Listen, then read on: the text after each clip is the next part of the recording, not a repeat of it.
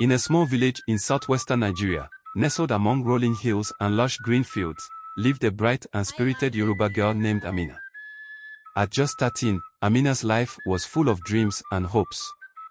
She loved to run through the fields with her friends, listen to her grandmother's tales by the fire, and fantasize about her future.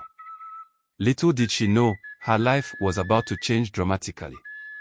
One hot afternoon, as Amina was returning from the river with a clay pot balanced on her head, she noticed an unusual hush in the village.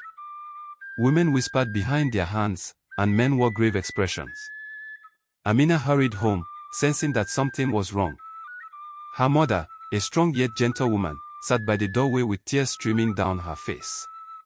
"Amina," her mother said softly, "you are to be married." Amina's words spun. She felt a pang in her heart, her dreams shattering like the clay pot she dropped. Married. But I am only 13. Her father, a stern man of few words, entered the hut. "It has been decided. The elders have agreed to the proposal from Chief Adebayo. You will marry his son, Adekona, next month." The villagers prepared for the wedding with elaborate decorations and festivities, but Amina felt no joy. On the day of the ceremony, she was dressed in a beautiful white lace attire, adorned with beads and traditional gele. Her friends wept quietly as they helped her prepare, knowing her childhood was ending too soon. As Amina walked to the ceremony, she saw Adekona waiting. He was much older, with a serious demeanor that frightened her. The marriage vows were exchanged, and the village celebrated, but Amina's heart ached with sorrow and fear. Married life was harsh for Amina. Adekona was demanding and often harsh, expecting her to fulfill her wifely duties without complaint. Amina, still a child herself, struggled to meet his expectations. She missed her family, her freedom, and her childhood. A year into the marriage, Amina gave birth to a baby girl. Holding her daughter for the first time brought a wave of emotions, love, fear, and a deep sense of responsibility.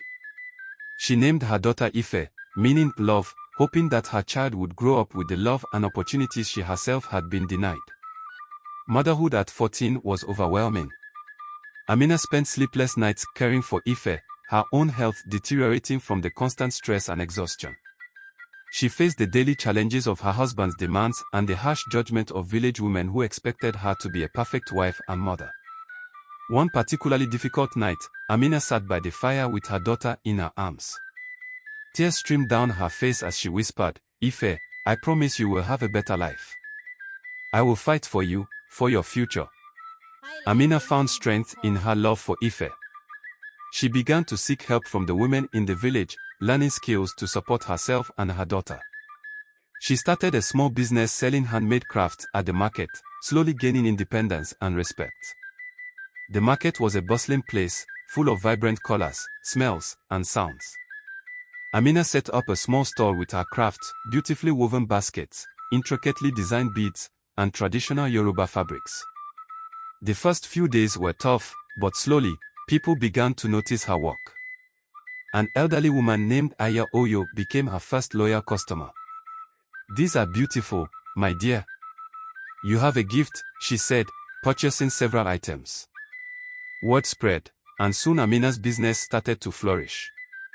As Amina's business grew, she began to teach other young girls in the village the skills she had learned. She formed a small cooperative, where they could all work together and support each other.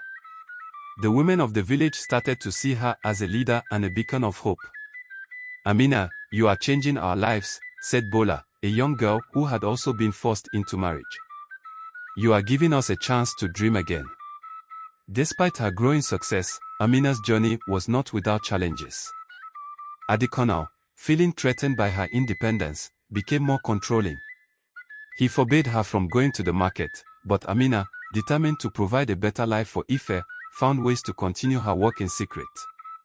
One night, Adekona discovered her secret stash of crafts and money. In a fit of rage, he destroyed everything. Amina was heartbroken, but she refused to give up. With the support of the women in the cooperative, she rebuilt her business from scratch. Amina knew that education was the key to breaking the cycle of forced marriages and poverty. She began to advocate for the education of girls in her village, speaking to the elders and organizing community meetings. Her efforts paid off when the village established its first school for girls. Ife, now a bright and curious child, was among the first students. Amina watched with pride as her daughter excelled in her studies, knowing that she was giving Ife the future she had always dreamed of. Years passed, and Amina's influence grew beyond her village. She became a respected figure in the region, known for her resilience and dedication to empowering women and girls. Her story inspired many others to fight for their rights and pursue their dreams. Amina's relationship with Adekono also transformed. He began to see the positive impact of her work and started to support her efforts. Their marriage, once filled with pain and conflict, evolved into a partnership based on mutual respect. Amina's journey was filled with hardship and pain, but also with immense love and strength. She transformed her life and became a beacon of hope for others. Through her struggle, she ensured that her daughter and future generations would not face the same fate. Amina's story is a powerful reminder of the resilience of the human spirit and the enduring strength of a mother's love. It highlights the importance of education, empowerment, and the fight against child marriage. Amina's legacy lives on, inspiring others to stand up for their rights and pursue their dreams, no matter the obstacles they face. The moral lesson of this story teaches us that with courage, resilience, and love, we can overcome even the most daunting challenges. It highlights the importance of education and empowerment in breaking cycles of oppression and creating a brighter future for the next generation.